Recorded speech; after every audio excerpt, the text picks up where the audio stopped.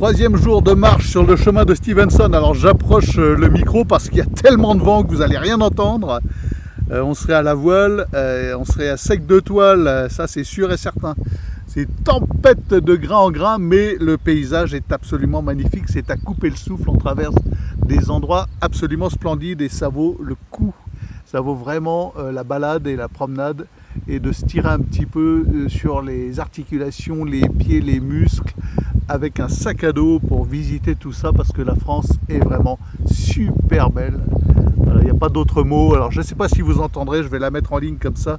On a des vues partout à couper le souffle. Là, je ne vais pas vous faire un tour d'horizon parce que vous aurez le soleil dans la figure et vous verrez rien du tout. Bon, un petit quand même.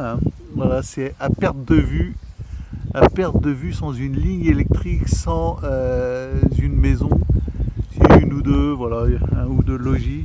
On traverse vraiment des paysages fabuleux. Ouais, donc si vous en avez l'occasion, bah écoutez, n'hésitez pas. Le chemin de Stevenson, je ne connaissais pas, moi je ne connaissais que les chemins de Saint-Jacques, les Alpes, et c'est une belle découverte, vraiment très chouette. Donc on est à 2 heures là du prochain bivouac, qui doit être 16 heures. Je pense qu'on plantera la tente vers 19 heures. Voilà, ça dépend, ça commence à tirer un petit peu, c'est le 3e jour, c'est normal. Et c'est toujours comme ça la rando, on commence à se sentir bien à la fin de la première semaine. On commence à trouver le rythme, en ce qui me concerne c'est toujours comme ça, il faut 200 km pour vraiment être à l'aise, avoir effacé les premières douleurs et en général un jour de pause après une semaine pour remettre tout en place et repartir comme si de rien n'était avec le rythme de la marche dans la peau. Voilà. Sauf que bah là, à la fin de la première semaine, il restera 70 km et on sera presque arrivé. Bon, bah écoutez, voilà, je ne saurais trop vous conseiller d'y aller. Là, déjà, en 3 jours, on s'en met plein la vue. C'est magnifique. Voilà, magnifique. Ça vaut vraiment le coup d'œil. J'ai été très surpris. Sur le plateau derrière nous, il y a des nichés de goélands argentés.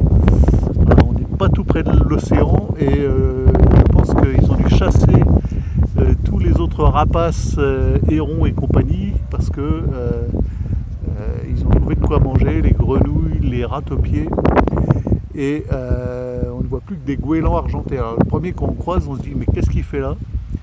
Voilà, la mer est loin. Non, ils sont là tranquilles sur le plateau derrière à 1200 mètres d'altitude.